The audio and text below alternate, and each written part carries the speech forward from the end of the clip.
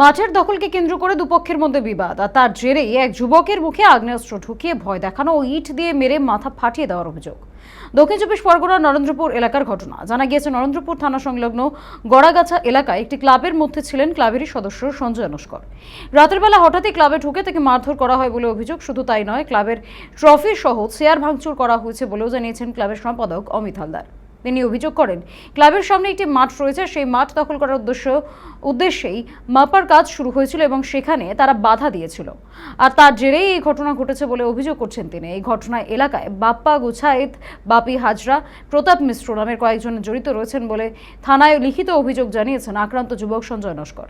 এরপরই পালিয়ে যায় অভিযুক্তরা। তাদের সন্ধানে তল্লাশি চালাচ্ছে পুলিশ। মাপানে কি ঝামেলা আছে কাজ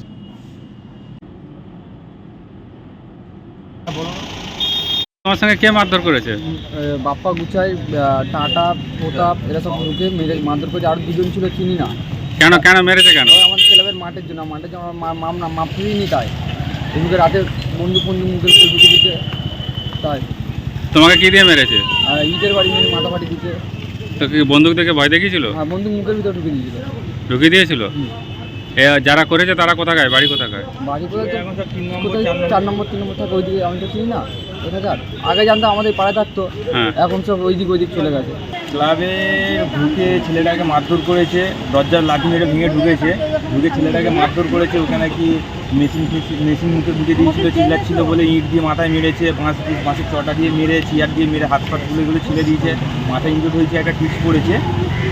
আর লাস্ট নাকি ও যখন বেরিয়ে যায়, ওর দিদা যখন পাশের বাড়িতে ছিল, হ্যাঁ, যখন ওর দিদা যখন বেরিয়ে আসে তখন বলতে যাচ্ছে যে থানা পুলিশ কেস করবি, থানা পুলিশ। ক্লাবে কোনো ভাঙচুর করেছে? ক্লাবে ভাঙচুর করেছে। কি কি ভেঙেছে? চেয়ার, তোমার ট্রফিগুলো সব ফেলে দিয়েছে, চেয়ারগুলো ভাঙচুর করেছে। কেন এসব কেন করেছে? এই যে আমাদের পাশে, মানে ক্লাবের পাশেই একটা মাঠ ছিল, মাঠটা হচ্ছে কালকে মাপতে এসেছিলো, আমরা মাপতে দিইনি, ক্লাবের মাঠে।